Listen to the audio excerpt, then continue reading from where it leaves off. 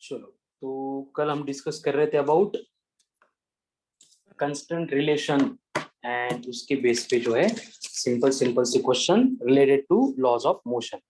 अब बेसिकली देखो, जो थ्योरेटिकल या फिर कंसेप्चुअल पार्ट था related to laws of motion के बेसिक बेसिक क्वेश्चंस का, वो हमने डिस्कस किया था। अभी आपको एक छोटा सा होमवर्क है, प्रॉब्लम जो है 120 तक सॉल्व एग्जांपल टिल 120 आपको सॉल्व करने हैं, ठीक है। अभी उसमें से जो है 60% क्वेश्चंस आपको आएंगे, 40% नहीं आएंगे, लेकिन एक बार आप उसको सॉल्व करके कंप्लीट करेंगे then we will going to discuss it. Clear है सबको? मॉड्यूल में से 120 तक अटेम्प्ट करो, ठीक है। जो भी नहीं आएंगे 1 बाय 1 मैं रेगुलर की तरह सॉल्व करके दूंगा, कोई इश्यू नहीं उसका, ठीक है। तो आज जो है हम नेक्स्ट कंसेप्ट का डिस्कशन शुरू करते हैं, दैट इज अबाउट इम्पल्स। अभी इम्पल्स मतलब क्या होता है? What is mean by impulse? Jerk,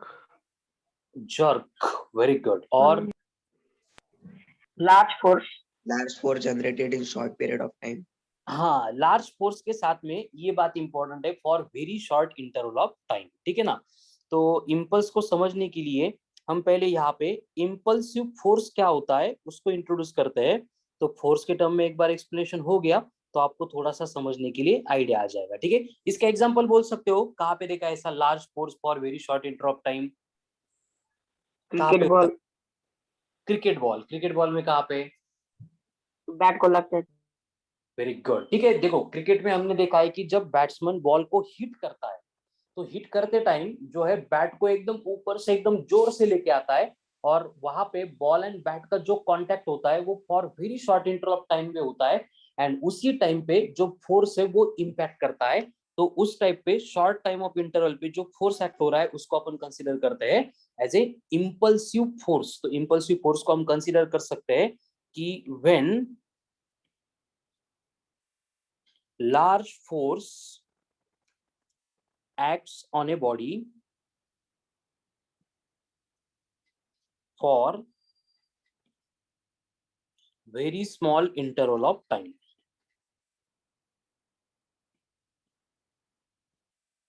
इसका और एग्जांपल बोल सकते हो, क्रिकेट के बैट ने बॉल को हिट कर दिया, करेक्ट है, वो इम्पल्सिव फोर्स वहां पे एक्ट हो गया, मतलब इम्पल्स एक्ट हो गया। Football, very good. फुटबॉल के केस में भी जब किक मारना होता है तब मतलब पैर को फुटबॉल का प्लेयर क्या करता है, एकदम जोर से लेके आता है फिर उसको किक करता है।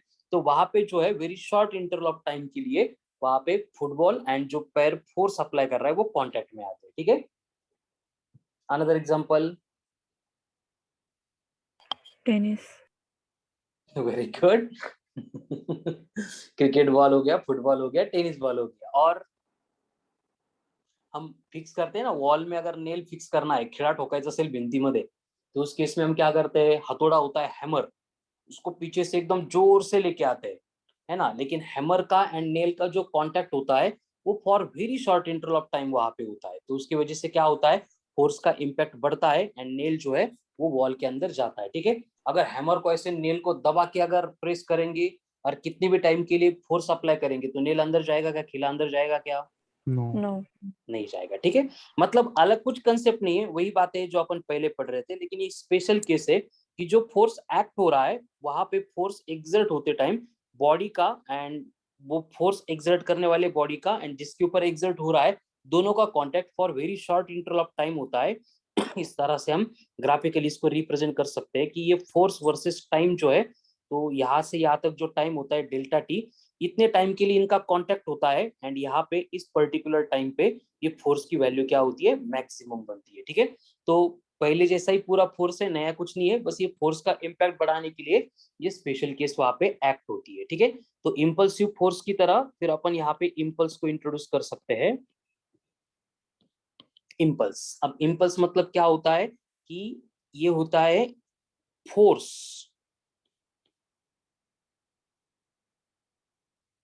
या फिर उसको अपन बोल सकते हैं कि impulse of a force, impulse of a force is the measure of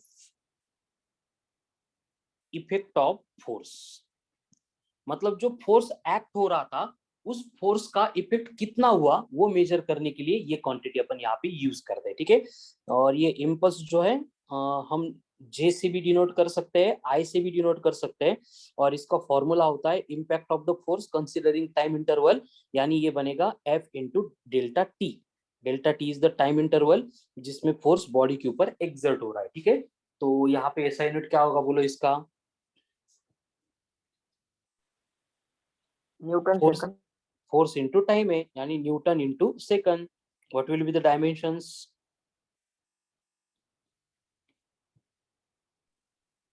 Newton के होते हैं L1 M1 T-2, तो ये सेकंड है मतलब T+1 ऐड हो जाएगा, तो डायमेंशंस बन गए L1 M1 T-1। ये स्केलर क्वांटिटी है, वेक्टर क्वांटिटी है?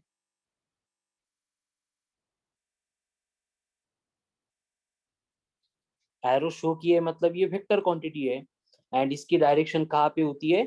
Same as that of force. जहां पे फोर्स एक्ट होगा वहां पे इम्पल्स की डायरेक्शन होती है, ठीक है।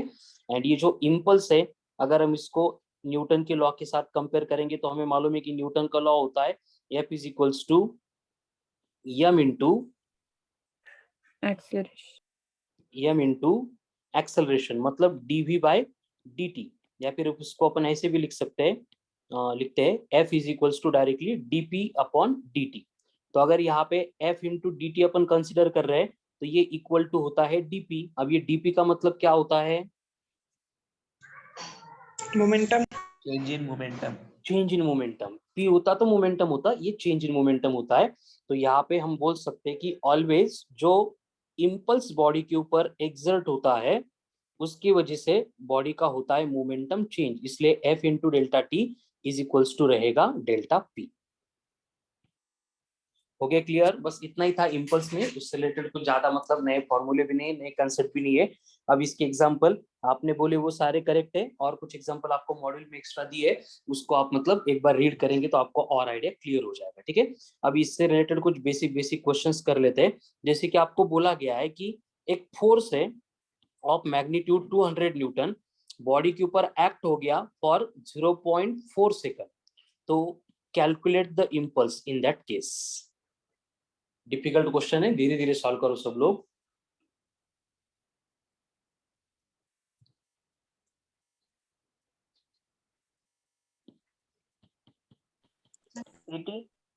इतना भी धीरे धीरे नहीं बोला आएगा 80 unit Newton into Newton second. तो इसी एग्जांपल में आपको अगर बोला गया है कि बॉडी का जो इनिशियल मोमेंटम था वो था 20 किलोग्राम मीटर पर सेकंड, तो फाइनल मोमेंटम कितना होगा? क्या करना होगा हमें? I इक्वल्स टू होता है dp, यानी final momentum minus initial momentum. तो यहाँ पे फाइनल मोमेंटम बनेगा I प्लस इनिशियल मोमेंटम, यानी कि फाइनल मोमेंटम बनेगा हाउ मच? 80 प्लस 40 that is 120 kg meter per second. अब देखो मैंने यहाँ पे मोमेंटम का unit kg meter per second लिखा है, लेकिन इम्पल्स का यूनिट तो न्यूटन सेकंड है, तो इनके यूनिट डिफरेंट है, फिर इनको अपन इक्वेट कैसे कर सकते हैं? How it is possible? बोलो।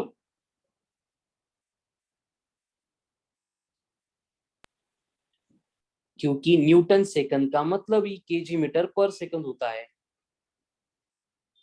न्यूटन का मतलब क्या है? केजी मीटर पर सेकंड का स्क्वायर, ये है न्यूटन, इनटू सेकंड मतलब ये सेकंड सेकंड कैंसिल हो जाएगा, तो यानी newton second and kg metre per second both are equivalent, but अपन मोमेंटम को सिर्फ केजी मीटर पर सेकंड लिखते हैं एंड इम्पल्स को न्यूटन सेकंड लिखते हैं। आप इंटरचेंज भी करेंगे तो उससे कोई फर्क नहीं पड़ने वाला, ठीक है। चलो नेक्स्ट सिमिलर क्वेश्चन आपको दिया है कि अगर इनिशियली एक बॉडी है which is moving with 20 meter per second and उस बॉडी का मास आपको दिया है 50 ग्राम, और आपको बोला गया है कि एक फोर्स था 400 न्यूटन का जो बॉडी के ऊपर एक्ट हो गया फॉर 0.02 सेकंड, तो उस केस में बॉडी की फाइनल वेलोसिटी कितनी होगी?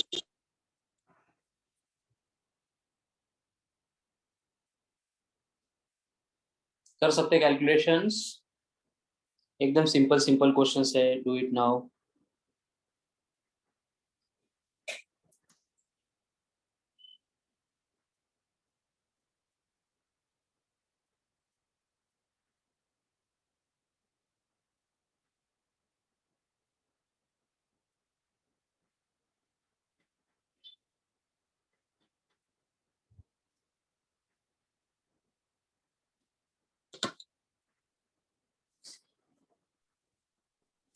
सबसे पहले हमें यहाँ पे फोर्स एंड टाइम दिया है, तो हम कैलकुलेट करेंगे इम्पल्स को।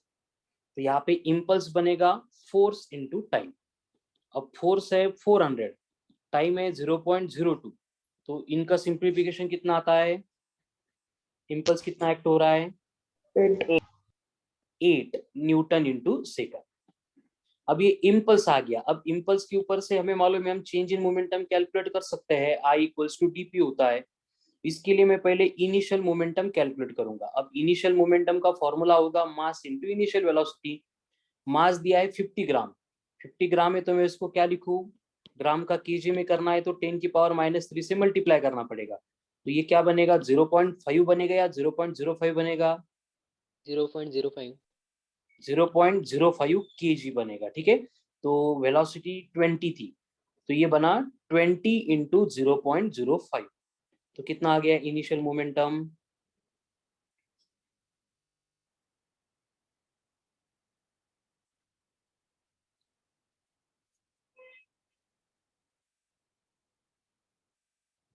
करो, मल्टीप्लीकेशन कर सकते हैं ना अभी ये।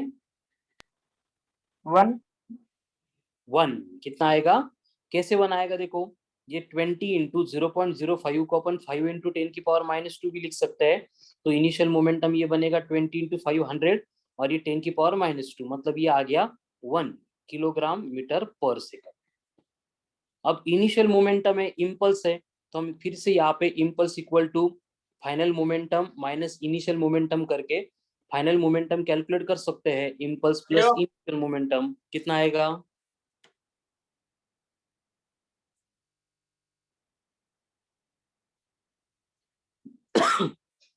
9 8 + 1 that is 9 KG metre per second. अब फाइनल मोमेंटम आ गया, बट मोमेंटम का फॉर्मूला फाइनल है तो बनेगा m इंटू वी। हमें v चाहिए, तो v इक्वल्स टू होगा p अपॉन m। अब p आ गया 9, m कितना है? 0.05, मतलब ऊपर उसको 5 - 2 ऊपर जाके +2 ऐसे भी लिख सकते हैं, यानी वेलोसिटी बनेगी 900/5। क्लियर? ये स्टेप समझ में आ रही है क्या? सिंप्लीफाई करके दिखाऊं। ये मास 0.05 केजी था, तो हमने उसको क्या किया, 9 डिवाइडेड बाय 0.05 को लिखा 5 इंटू 10⁻²। ये 2 डिजिट से डेसिमल शिफ्ट किया बस।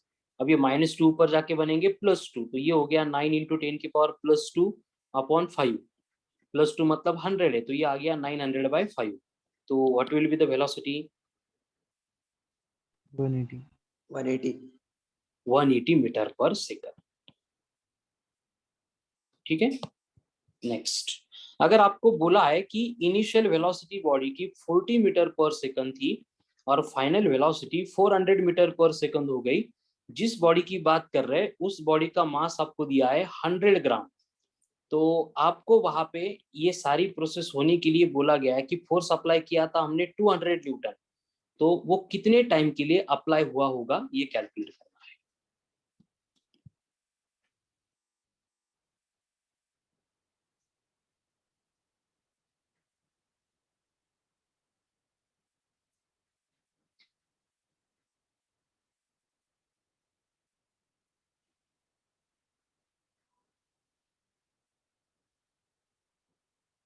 कर सकते हैं कैलकुलेशन, अभी सिंपल क्वेश्चन है देखो।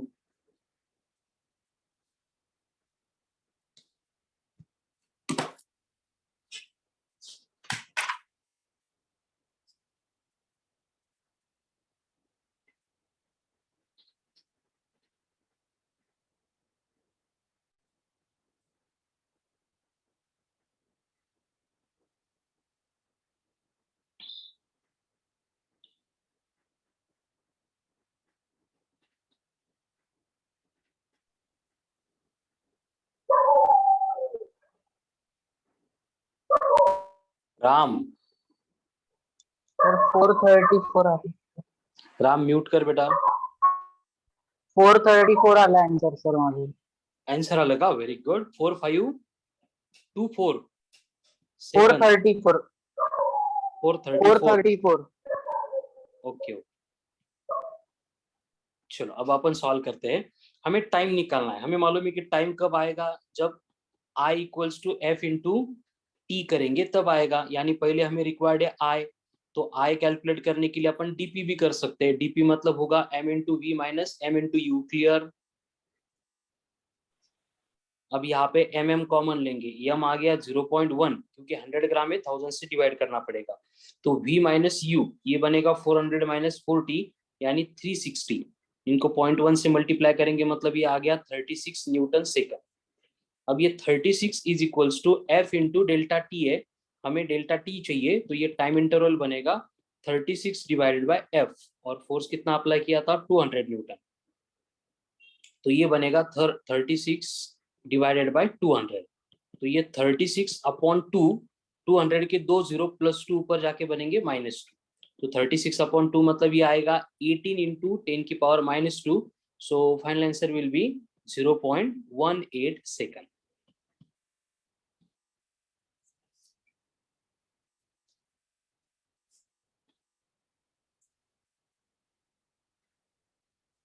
राम, बाकी लोगों के आगे का आंसर क्या कर रहे बाकी लोग?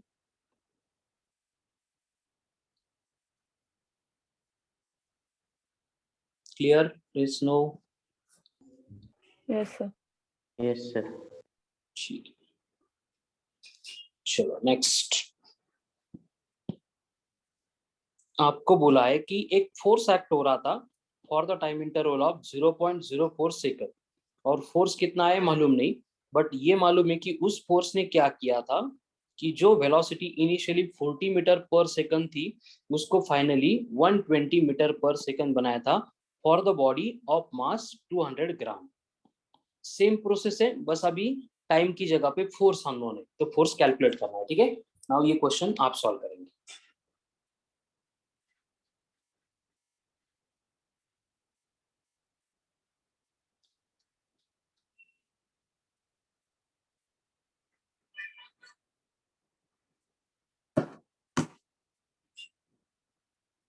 कर सकते सॉल्व.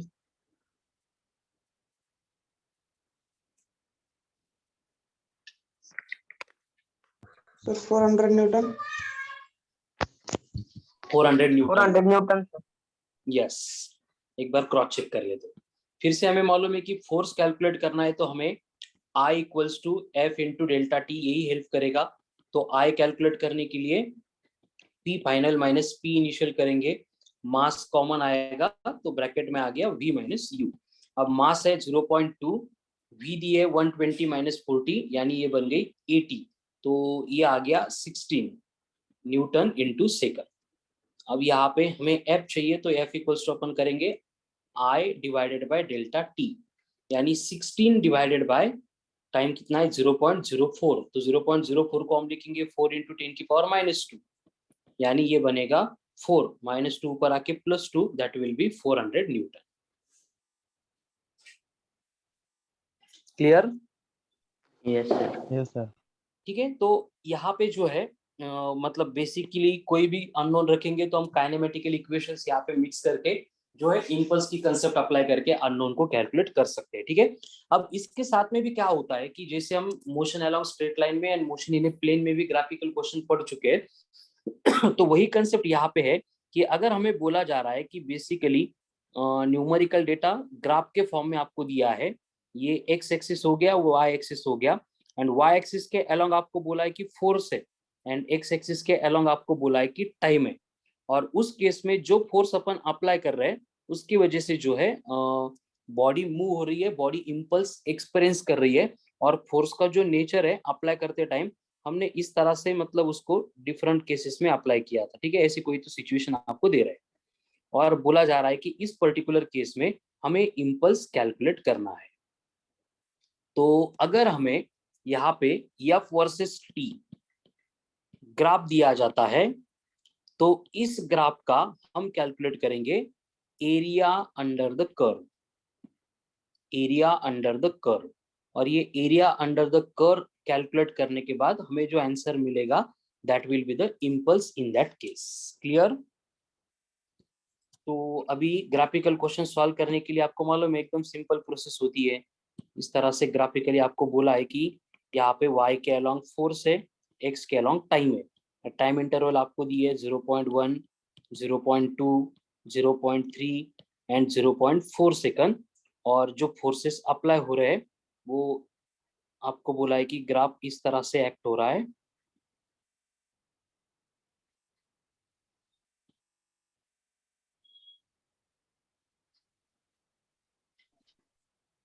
और ये मैक्सिमम फोर्स यहाँ पे एक्ट हुआ था दैट विल बी 200 न्यूटन।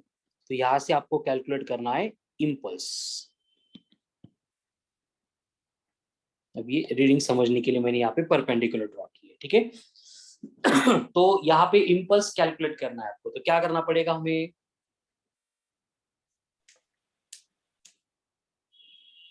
क्या निकालना पड़ेगा? ऊपर लिखा था देखो, एरिया।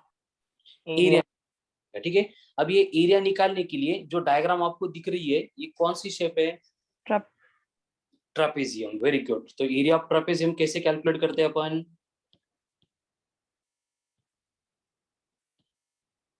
भूल गए?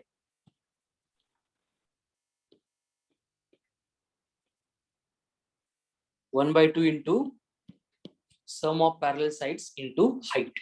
तो यहाँ पे ये दोनों पैरेलल साइड है, ये एंड ये। अब यहाँ से यहाँ तक टाइम इंटरवल आपको दिया है 0.4 एंड ये लेंथ कितनी है बोलो? 0.2. 0.2। तो हमें यहाँ पे फॉर्मूले में वैल्यू पुट करने के लिए 1/2 इंटू ब्रैकेट में लेना पड़ेगा 0.2 प्लस 0.4 इंटू हाइट कितनी है बोलो? 200 न्यूटन. 200 200। तो ये आ गया 200। अब ये 1/2 200 ये बनेगा 100। 0.4 प्लस 0.2 बनेगा 0.6 इंटू 100। करो मल्टीप्लाई इनको। 60. तो यहाँ पे इम्पल्स आ गया 60 न्यूटन इंटू सेकंड। एंड अगर ये ट्रेपेजियम का फॉर्मूला अगर आप भूल गए या फिर मालूम नहीं है तो फिर 1 बाय 1 हम यहाँ पे ये फर्स्ट ट्रायंगल, ये दूसरा रेक्टेंगल एंड ये तीसरा ट्रायंगल, ये तीनों की इंडिविजुअल एरिया कैलकुलेट करके उनको ऐड कर सकते हैं, ठीक है। जो आपको सिंपल लगता है उसको आप फॉलो करेंगे, कोई इश्यू नहीं है, ठीक है। तो ऊपर के डायग्राम में आपको बोला है कि अगर बॉडी जो मूव हो रही थी उसका मास 100 ग्राम है, तो जब t इज इक्वल्स टू, ठीक है, नेक्स्ट क्वेश्चन में देते हैं, यहाँ पे वेलोसिटी की रीडिंग नहीं दी थी। चलो one more question related to this.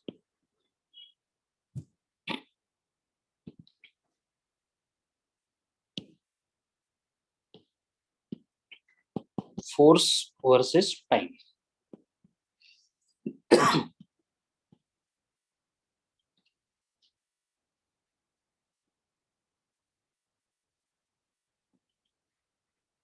ये 300 न्यूटन और ये टाइम इंटरवल आपको दिया है 0.5 सेकंड।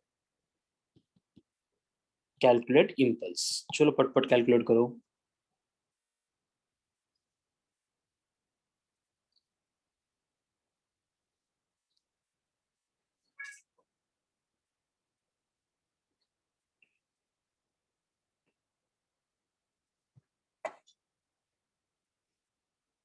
अभी एरिया अंडर द कर्व निकालना है, मतलब एरिया ऑफ ट्रायंगल निकालना है।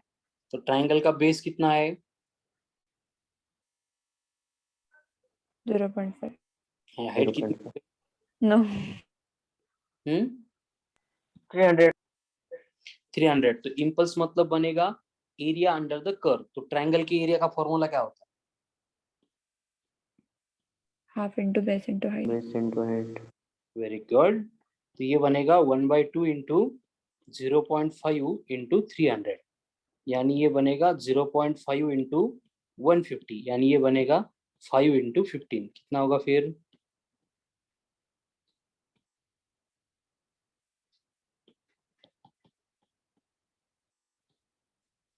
आ गया सेम सबका आंसर?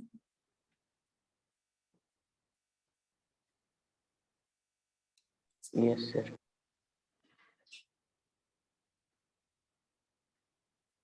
तो यहाँ पे आपको बोला गया था कि ये t इक्वल टू 0 है तो उसकी इनिशियल वेलोसिटी 0 थी। जब t इक्वल टू 0 था तब उसकी इनिशियल वेलोसिटी 0 थी। अगर मास दिया है बॉडी का 100 ग्राम तो t is equals to 0.5 second के बाद में उसकी फाइनल वेलोसिटी कितनी रहेगी, ये कैलकुलेट करना। सेम ऊपर का ही क्वेश्चन को एक्सटेंड करके दिया है।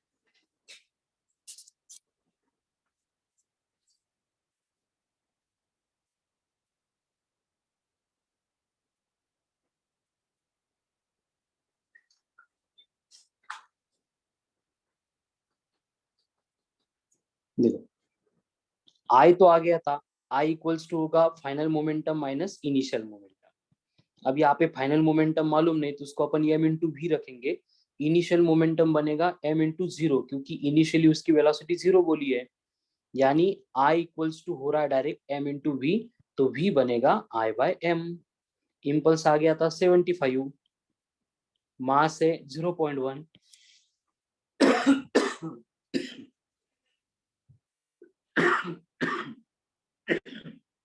करो सिंप्लीफाई, क्या होगा आंसर?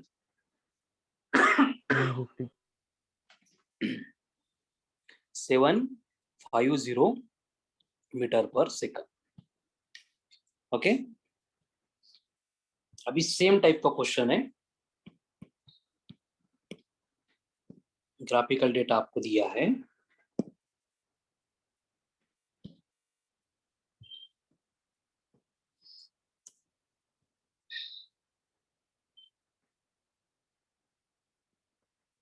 लेकिन ट्रेपेजियम दिया है यहाँ पे और ये टाइम इंटरवल है 0.04, ये है 0.08 एंड ये है 0.1 सेकंड। और यहाँ पे जो मैक्सिमम फोर्स एक्ट हो रहा है वो आपको दिया है 50 न्यूटन। और आपको क्वेश्चन में ऐसे बोला है कि if a body of mass 100 gram initially moving with 20 meter per second, then its velocity after 0.1 second will be। चलो अभी ऊपर सॉल्व किया, उसी की तरह क्वेश्चन है, बस यहाँ पे एक चेंज हो गया कि वहां पे u 0 दिया था, यहाँ पे u नॉन 0 है। ठीक है, तो सब लोग ट्राई करेंगे और इसको आंसर बोलेंगे। चलो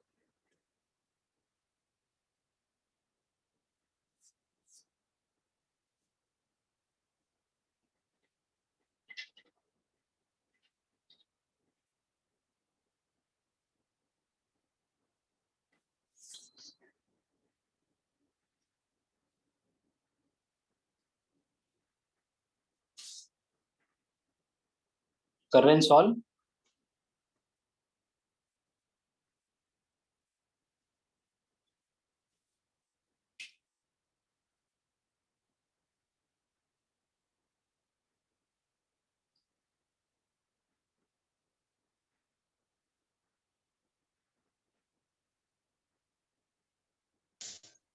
So 55 meter per second. 55 meter per second. Okay, सबसे पहले हमें क्वेश्चन सॉल्व करने के लिए रिक्वायरमेंट किसकी है? इम्पल्स की। अब यहाँ पे इम्पल्स निकालना मतलब यहाँ पे हमें कैलकुलेट करना पड़ेगा एरिया अंडर द कर्व। अब यहाँ पे ट्रेपेजियम है तो यहाँ पे half into sum of parallel side. Parallel side की लेंथ देखो, यहाँ से यहाँ तक ये 0.1 है एंड यहाँ से यहाँ तक ये कितनी है? ये लेंथ बोलो कितनी है? 0.04। 0.04। एक्सेलेंट, ठीक है।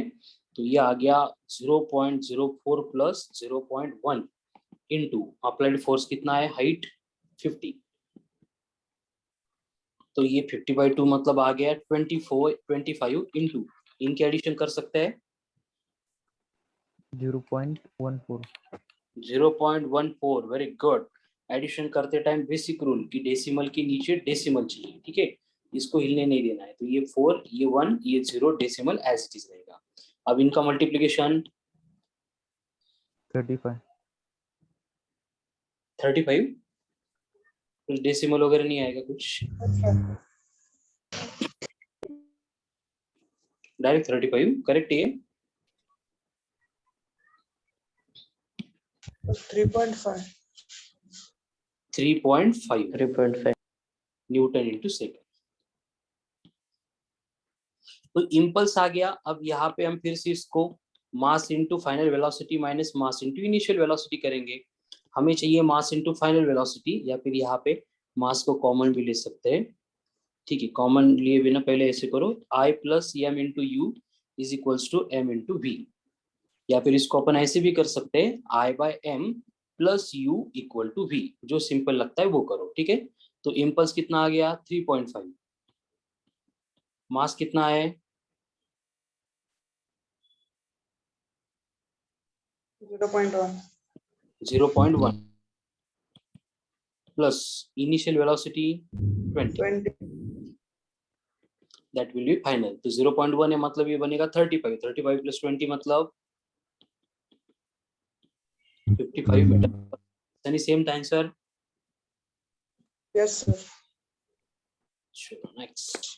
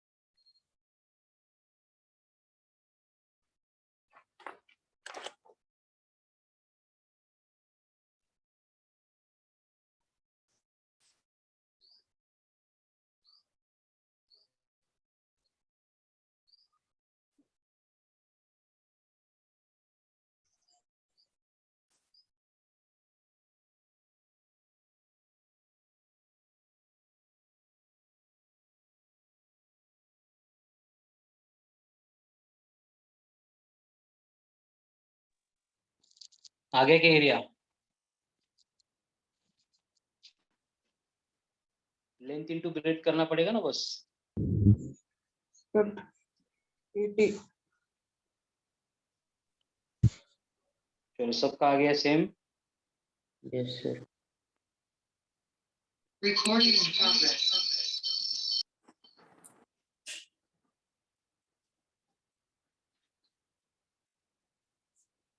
200 into 0.4 यानी 20 into 4 that will be 80 Newton. सबका आ गया 80 न्यूटन। Yes.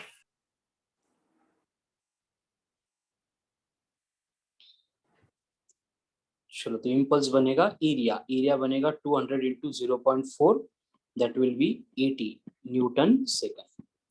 अब फिर से ये इस क्वेश्चन में बोला है कि अगर बॉडी की इनिशियल वेलोसिटी थी 10 मीटर पर सेकंड जिसका मास है 500 ग्राम, तो उसकी फाइनल वेलोसिटी कितनी होगी आफ्टर 0.4 सेकंड। चलो अभी 2 क्वेश्चन हो गए इस टाइप के, सिंपल एकदम, सब लोग ट्राई करेंगे।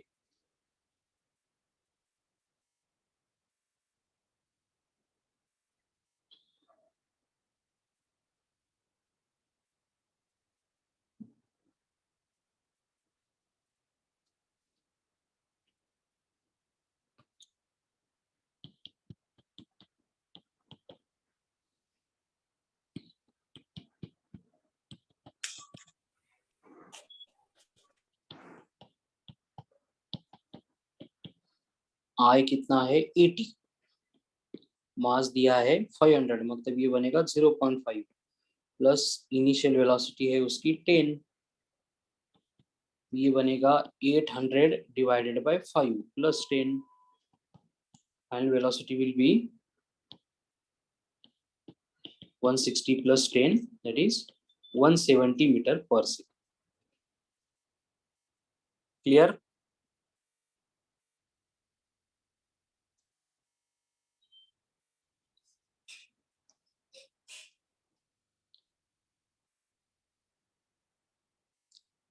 सेम था क्या आंसर? Yes no? के सॉल्व कर रहे हैं अभी? Yes, sir. Right. Okay.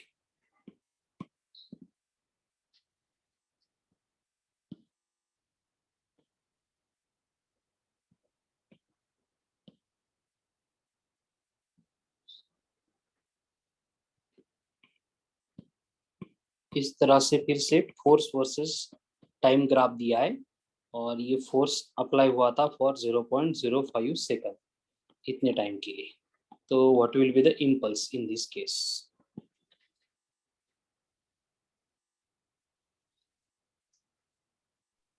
Twenty Newton second. क्या करना होगा? सिंपली एरिया निकालना पड़ेगा। अभी एरिया किसका आएगा? ज्योमेट्रिकल शेप कौन सी है? क्या ये ट्रायंगल है ना? Triangle. तो एरिया बनेगा 1/2 इंटू बेस है 0.05, हाइट है 400, यानी ये बनेगा 200 का 2 इंटू 10 की पावर +2, 0.05 का 5 इंटू 10 की पावर -2, यानी ये आ गया 10 न्यूटन इंटू सेकंड। सनी तू एरिया कशाचा काढला होता? स्क्वेअरचा काढला होता सर। वाटलंच मला।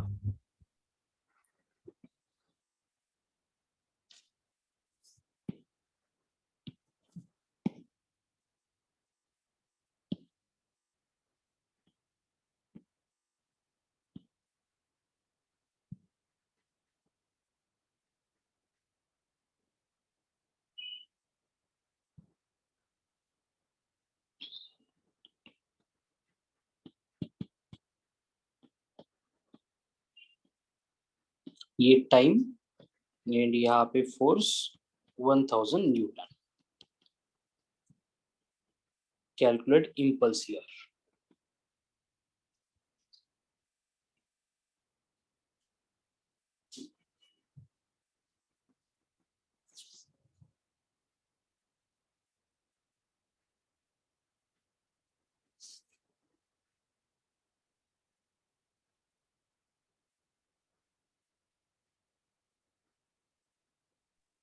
सर 80।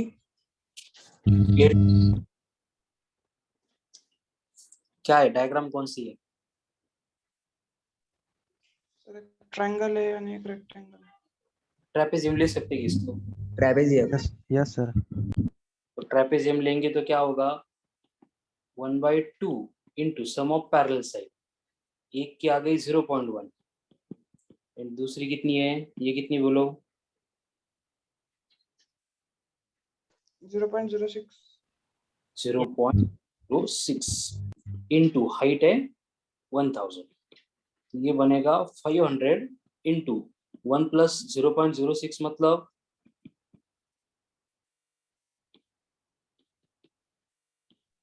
0.16। सेम था आंसर सनी? हाँ सर यही था। ओके। मैं फिर से आपको बोला है कि इनिशियल वेलोसिटी बॉडी की 10 मीटर पर सेकंड थी, मास है 500 ग्राम, तो फाइनल वेलोसिटी कितनी होगी? तो अभी 2-4 बार यूज किया तो फॉर्मूला मालूम हो गया, I/m + u डायरेक्टली, है ना? इसको नोट डाउन करो। अगर इम्पल्स दिया है फाइनल वेलोसिटी पूछी जाती है तो हम ये यूज कर सकते हैं डायरेक्ट।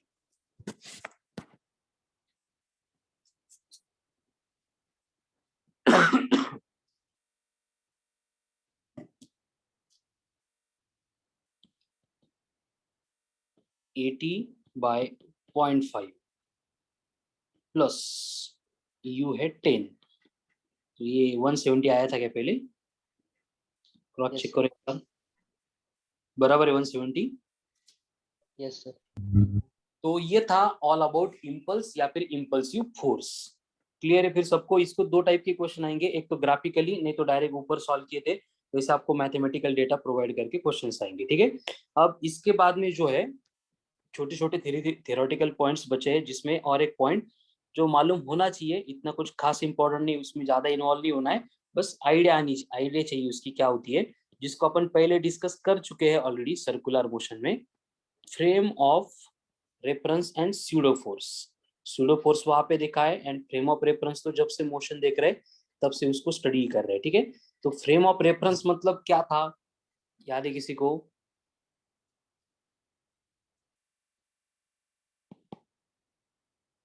फ्रेम ऑफ रेफरेंस मतलब था कि मोशन को हमने जब डिफाइन किया था तो पहले बोला था कि मोशन को हम तब तक एक्सप्लेन नहीं कर सकते जब तक मोशन हम किससे रिलेटेड देख रहे हैं, ऑब्जर्व कर रहे हैं, कंपेयर कर रहे हैं, ये क्लियर नहीं होता है। याद है कि नहीं? माउंट एवरेस्ट का एग्जांपल, वो ट्रेन का example. Yes, sir. Yes, Yes, sir. sir. Frame of reference मतलब किसके साथ अपन रेफर कर रहे हैं, ठीक है। तो उसको अपन हर बार क्या करते हैं, सराउंडिंग कंसीडर करते हैं। तो इसको अगर डिफाइन ही करना है तो अपन ऐसे भी बोल सकते हैं, फ्रेम ऑफ रेफरेंस मतलब होता है surroundings with respect to which motion of object is analyzed or observed.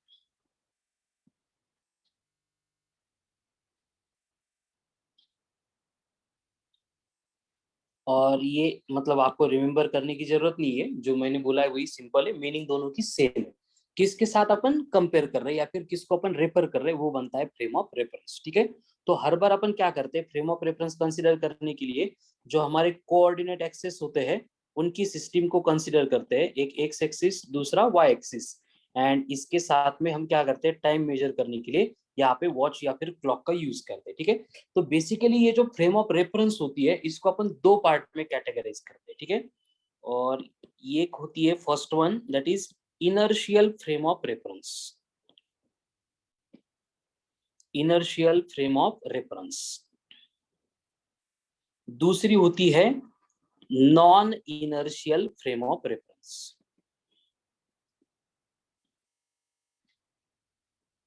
Non inertial frame of reference, ठीक है।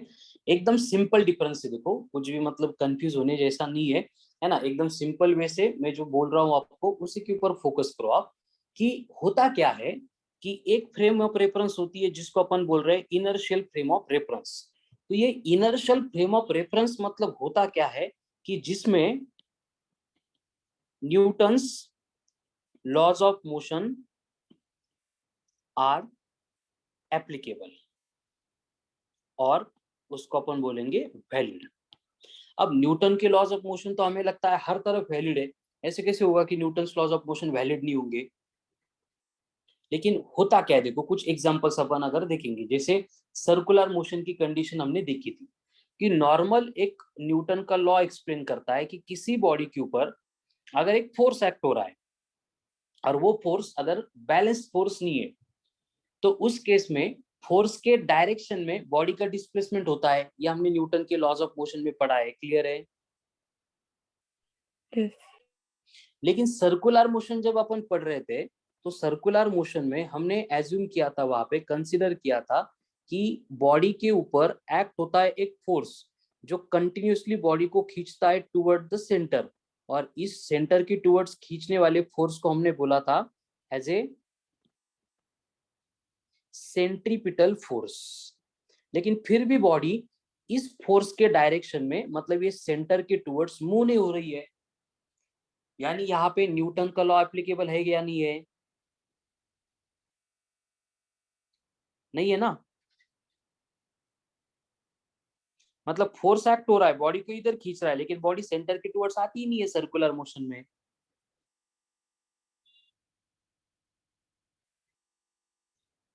समझ में आ रहा है क्या बोल रहा हूं मैं? Yes, sir.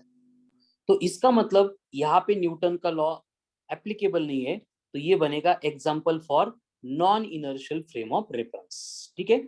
अभी और अच्छे से समझने के लिए देखो, नॉर्मली हम एक कंडीशन एज्यूम करेंगे कि एक कोई भी व्हीकल है या फिर बस है या फिर कार है, और वो क्या कर रही है, रोड पे ट्रैवल कर रही है, ठीक है। ये बस ले लेते हैं और ये बस ट्रैवल कर रही है, यहाँ पे एक सीट है और ये सीट के ऊपर आपको बोला है कि इस तरह से एक पैसेंजर आराम से बैठा है, और इसने क्या किया है, उसकी जो बैग है उसको ऐसे ग्राउंड पे रखा है। अब पहली कंडीशन में क्या हो रहा है कि बस जा रही है विथ यूनिफॉर्म वेलोसिटी। तो बस अगर यूनिफॉर्म वेलोसिटी से जा रही है तो उस टाइम पे होगा क्या कि ये जो बैग होगी ये जो बैग होगी यहाँ पे हमने रखी है वो विथ रिस्पेक्ट टू बस रेस्ट में रहेगी। क्लियर?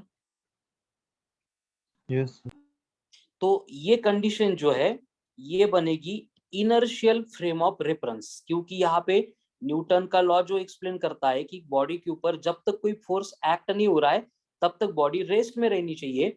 वही कंडीशन है, बैग के ऊपर कोई भी फोर्स एक्ट नहीं हो रहा है इसलिए ये बैग रेस्ट में है, मतलब ये बन गई इनर्शियल फ्रेम ऑफ रेफरेंस, क्योंकि यहाँ पे न्यूटन का जो फर्स्ट लॉ है कि जब तक फोर्स अप्लाई नहीं हो रहा है बॉडी रेस्ट में चाहिए, वो अप्लाई हो रहा है। लेकिन अगर इसी केस में ड्राइवर सडनली ब्रेक अप्लाई करता है तो ब्रेक अप्लाई करने के बाद इस बैग के साथ क्या होगा? क्वेश्चन मूवमेंट जो आगे करेगा चली जाएगी। यस लेकिन आगे बैग को ढकेलने के लिए, पुश करने के लिए किसी ने फोर्स अप्लाई किया क्या? नो मतलब ये ब्रेक अप्लाई करने के बाद क्या हो रहा है, यहाँ पे without any force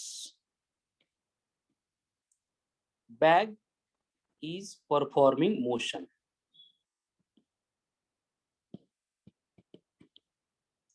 With respect to bus. मतलब यहाँ पे फोर्स अप्लाई किए बिना बैग आगे चली गई, तो यहाँ पे न्यूटन का लॉ एप्लीकेबल हुआ क्या? फिर नो नहीं हुआ ना, तो इसको हम इनर्शियल फ्रेम ऑफ रेफरेंस बोल सकते हैं क्या? नॉन इनर्शियल नहीं बोल सकते, इसलिए ये बनेगी non inertial frame of reference. Clear? मतलब एकदम सिंपल तरीके से ऑब्जर्व करना है कि कंडीशन क्या होगी जब भी बात चलेगी। अब कुछ पॉइंट में लिख के देता हूं आपको समझने के लिए और इजी हो जाएंगे। अगर बात इनिशियल फ्रेम ऑफ रेफरेंस की है तो इनिशियल फ्रेम ऑफ रेफरेंस में पहली कंडीशन ये होती है कि यहाँ पे न्यूटन्स लॉज ऑफ मोशन जो है यहाँ पे वैलिड होने चाहिए, एप्लीकेबल होने चाहिए। अब एप्लीकेबल है, वैलिड है, इसका मतलब क्या? इसका मतलब वही कि जब तक बॉडी के ऊपर फोर्स एक्ट नहीं हो रहा है तब तक बॉडी एक तो रेस्ट में चाहिए, नहीं तो यूनिफॉर्म मोशन में चाहिए। ठीक है, कंफ्यूजन ना हो इसलिए मैं लिख देता हूँ। ठीक है, मतलब until body is acted upon by external force, it must be at rest, अगर रेस्ट में थी, और will perform यूनिफॉर्म मोशन, अगर वो यूनिफॉर्म मोशन में परफॉर्म मतलब यूनिफॉर्म मोशन में पहले से सेट थी तो। लेकिन जैसे उसके ऊपर फोर्स एक्ट होगा तो होगा क्या? अगर एक्सटर्नल फोर्स एक्ट हो गया, एक्सटर्नल फोर्स अगर बॉडी के ऊपर एक्ट हो गया तो जो बॉडी पहले रेस्ट में थी वो बॉडी मोशन में सेट होगी, जो बॉडी मोशन में थी उसकी मोशन चेंज होगी। डिपेंड करता है हम उसको एक्सेलरेट कर रहे हैं या फिर डिसेलरेट कर रहे हैं। क्लियर है सबको? यही तो न्यूटन के लॉस थे जो हमने पढ़े हैं। Yes no clear? यस तो ये अगर एज इट इज हो रहा है तो उस टाइप के फ्रेम ऑफ रेफरेंस को हम कंसीडर करेंगे as a inertial frame of reference. And अगर ऐसे नहीं हो रहा है तो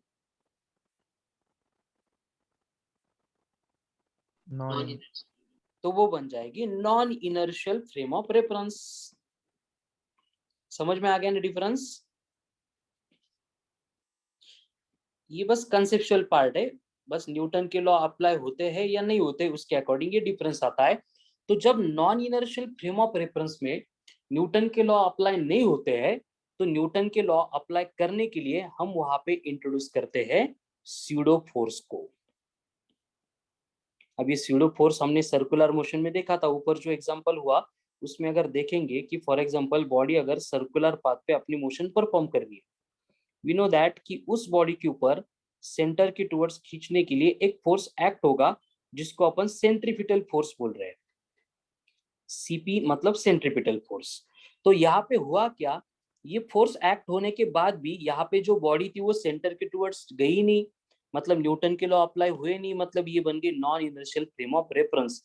इसलिए हमने यहाँ पे कंसिडर किया था कि ऐसे क्यों नहीं होता है, क्योंकि यहाँ पे और एक फोर्स है जो एग्जैक्टली इस फोर्स के इक्वल मैग्नीट्यूड का है लेकिन अपोजिट डायरेक्शन में एक्ट होता है, एंड इस फोर्स को हमने बोला था एज ए सेंट्रीफ्यूगल फोर्स, और ये था हमारा सेंट्रीपिटल फोर्स। क्लियर? Yes. तो इस तरह से हर बार जब भी non inertial frame of reference आती है तो वहां पे हमें स्यूडो फोर्सेस इंट्रोड्यूस करने पड़ते हैं जो न्यूटन के लॉ को वहां पे वैलिड करते हैं। ठीक है, अब यहाँ पे जो स्यूडो फोर्स होता है वो इमेजिनरी फोर्स है, कहाँ से आता है हमें मालूम नहीं है, लेकिन होता है, एक्ट होता है, वो वर्क कर रहा है, ये तो अपन कंसिडर कर सकते हैं। ठीक है, तो यहाँ पे हम लिख सकते हैं कि जो स्यूडो फोर्स होता है उसका अगर मैग्नीट्यूड हमें कैलकुलेट करना है, magnitude of pseudo force is given by, same formula रहेगा, मास इनटू बॉडी का एक्सेलरेशन, कितने एक्सेलरेशन से बॉडी मूव हो रही है with respect to given frame of reference. लेकिन यहाँ पे जो डायरेक्शन होती है ऑफ स्यूडो फोर्स ये होती है अपोजिट टू एक्सेलरेशन, मतलब जो एक्सेलरेशन प्रोड्यूस हो रहा है उस एक्सेलरेशन के अपोजिट डायरेक्शन में ये स्यूडो फोर्स एक्ट होता है। मतलब हमें बस ये प्रोडक्ट में माइनस साइन यहाँ पे इंट्रोड्यूस करना पड़ेगा। ठीक है, अगर डायरेक्शन कंसिडर करनी है तो मैग्नीट्यूड में डायरेक्ट अपन एम ले सकते हैं। यहाँ पे नेगेटिव साइन का मतलब वो कम है ऐसा नहीं होता है, बस वहां पे डायरेक्शन उसकी डिफरेंट है, ये एक्सप्लेन करने के लिए ये फोर्स होता है। क्लियर? तो ये हो गया basic intro of the frame of reference. Then pseudo forces क्या होते हैं, इनर्शियल फ्रेम ऑफ रेफरेंस क्या है, non inertial frame of reference क्या है। ठीक है, तो इससे रिलेटेड के कुछ एग्जांपल्स कल के लेक्चर में डिस्कस करेंगे। तो बिफोर कल का लेक्चर आपको मैंने वर्क बोला है कि 120 सॉल्व एग्जांपल जो मॉड्यूल में दिए वो आपको सॉल्व करने हैं, एक बार करके नहीं चलेगा, 3 बार करना है। आज की जो एसबीटी रहेगी उस एसबीटी में impulse, frame of reference and solve example 120 related जो भी क्वेश्चंस है उसके सिमिलर क्वेश्चंस आने वाले हैं, first thing. And second thing जो है कल के लेक्चर में हम कुछ बेसिक इसके एग्जांपल लेने के बाद डायरेक्टली डिस्कशन शुरू करने वाले हैं अबाउट फ्रिक्शन। क्लियर?